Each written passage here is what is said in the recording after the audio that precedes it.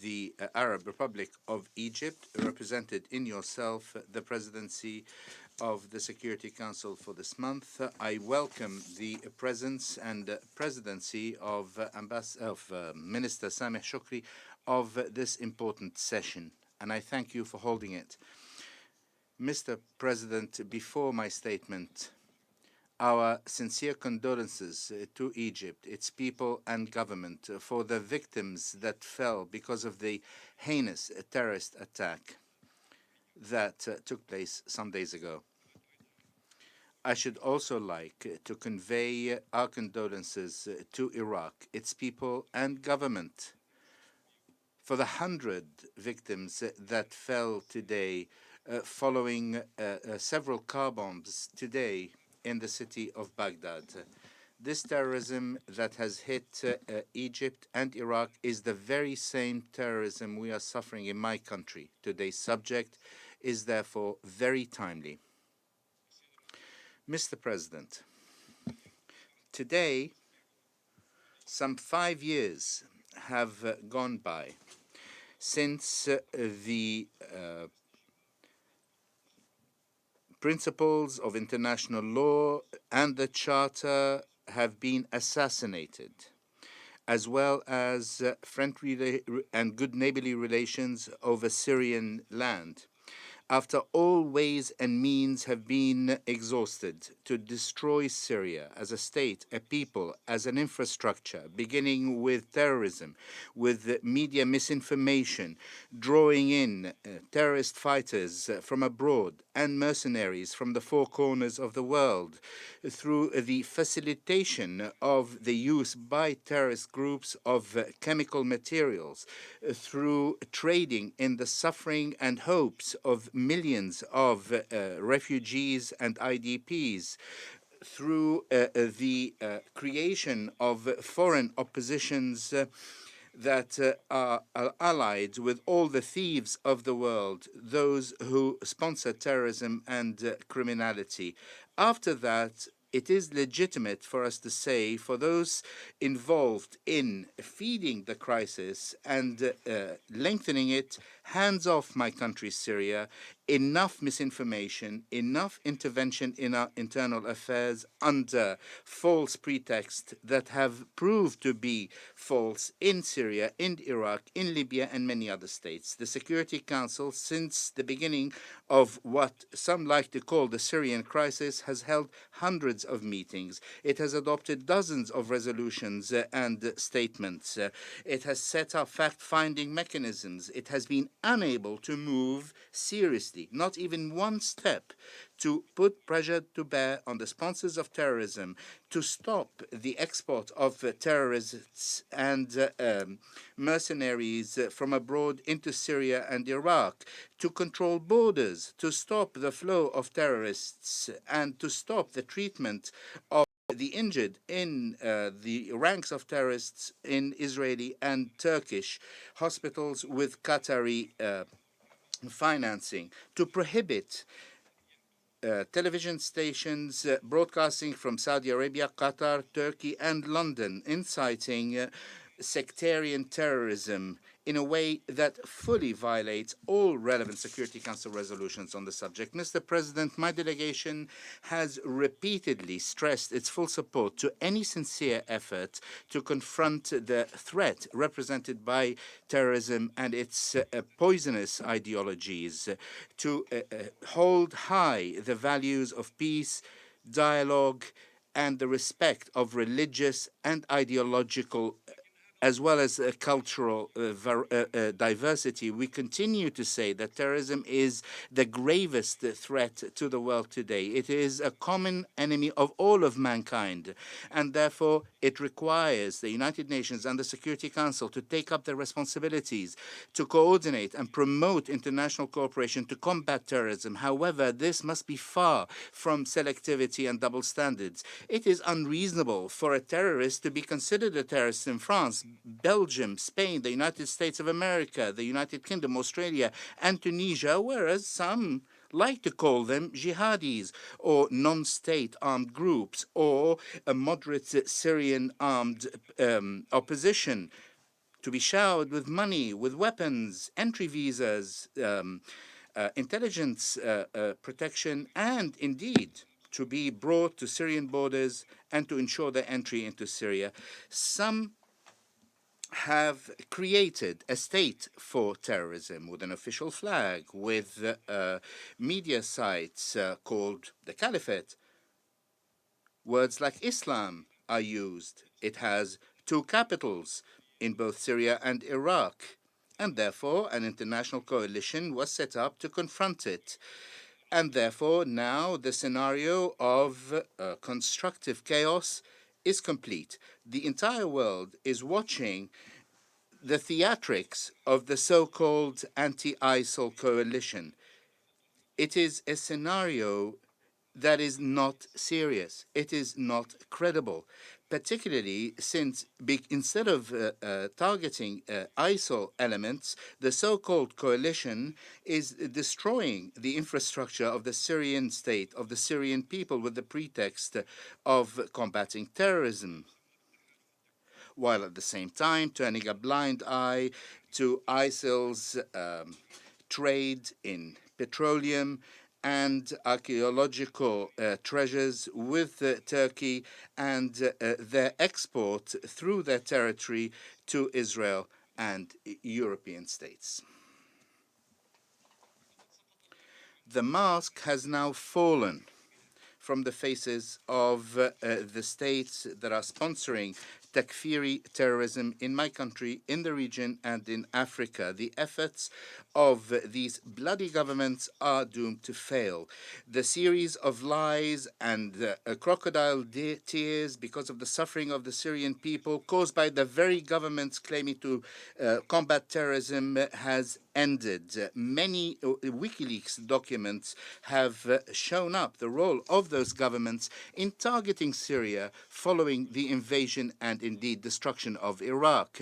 Those who manufactured ISIL, the Al-Nusra Front, Al-Qaeda, the Al-Fatah Army, the Islam Army, the Ahrar al-Sham, the Jund al-Aqsa, the Liwa al-Sultan Murad, the Turkestan Liberation Party, Boko Haram, Al-Shabaab, the Salvation Front, and dozens of Al-Qaeda affiliated terrorist organizations, those who provide weapons, money, training, fatwas, political and media protection, and call them things such as political violence, jihadism, in order to protect them from the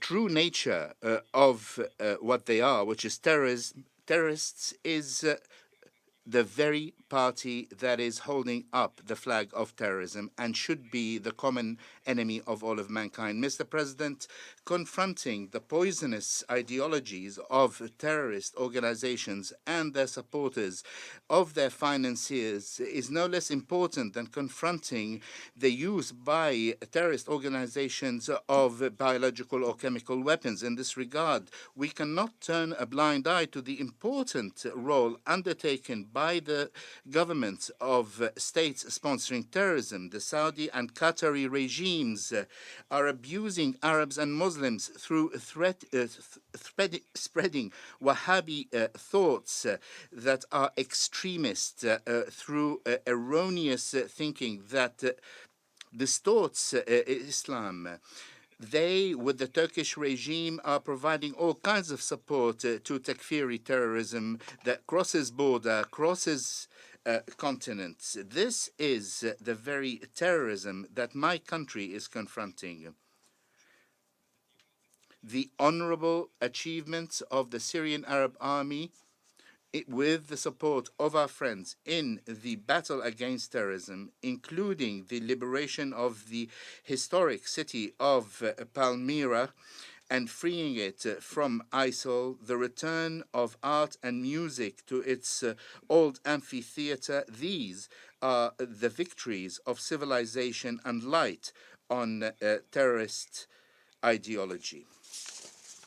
Mr. President, my delegation stresses the need to end Israeli occupation of the occupied Syrian Golan and other Arab-occupied territory, an end to the practices of the occupation forces that support terrorism, that led to the expulsion of UNDOF from the separation zone in the occupied Syrian Golan, and their replacement by terrorist elements from Jabhat al-Nusra and Liwa Yarmouk. In conclusion, my delegation stresses that terrorists must not be rewarded. Their sponsors must not be rewarded for their criminal acts. It is truly regrettable. It is shameful that Europe has concluded an agreement with the Erdogan regime, one that supports and sponsors terrorists, in order to trade with the situation of the IDPs and the refugees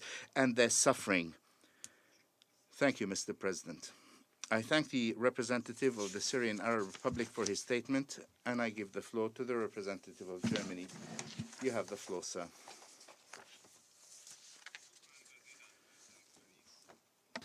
We would like to thank the Egyptian presidency for organizing this very timely debate. All too often, Mr. President, our discussions center on the effective use of law enforcement and military capabilities to combat terrorism.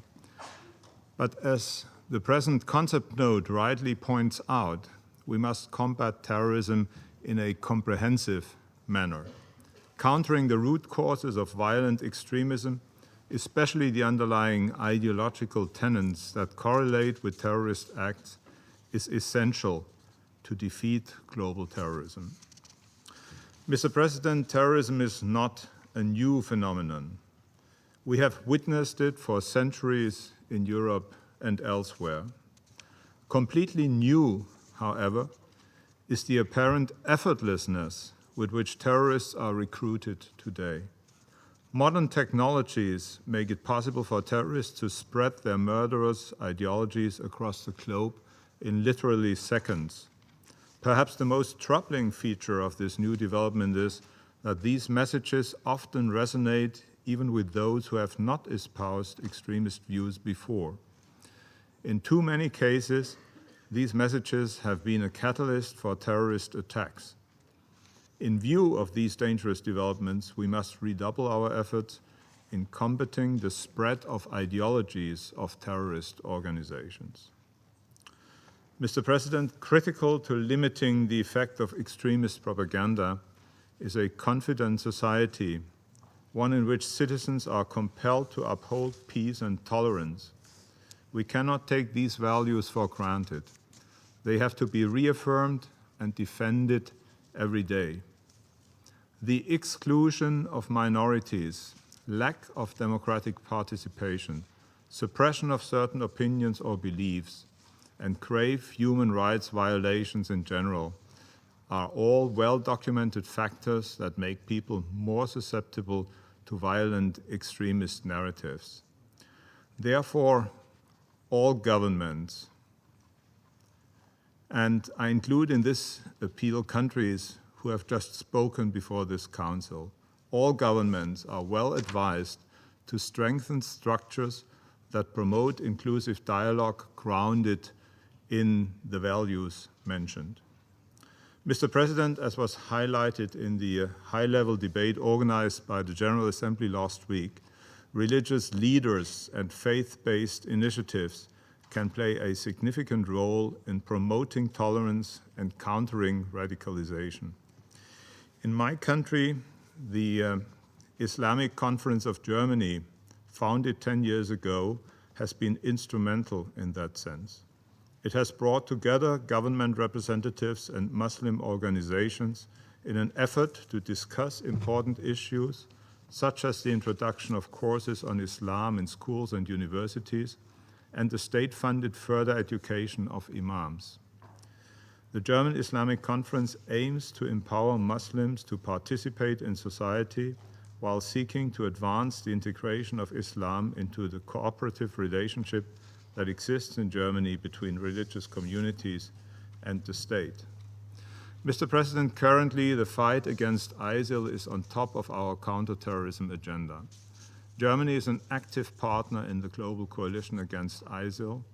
We are confident that the military campaign will be successful as the territories controlled by ISIL are being diminished by the day. It is important, however, that liberated areas do not become breeding grounds for terrorism in the future. We have to help quickly stabilize these regions, restore trust and confidence among the population. We have to demonstrate that there is a positive future in a multi-ethnic and multi-confessional society. As co-chair of the Stabilization Working Group, Germany has initiated a whole range of projects to this end.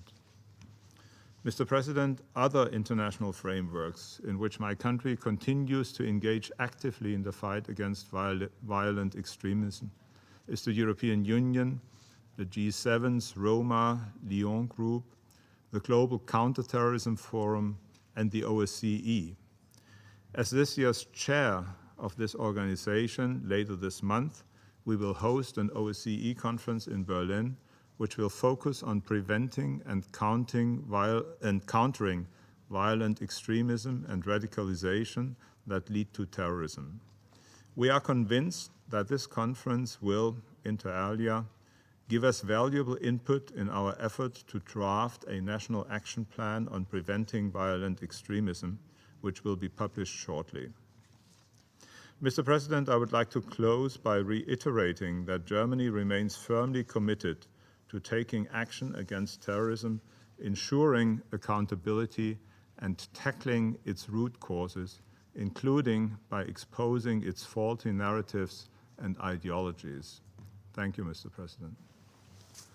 أشكر ممثل ألمانيا على I thank the representative of Germany for his statement, and I give the floor to the representative of Australia.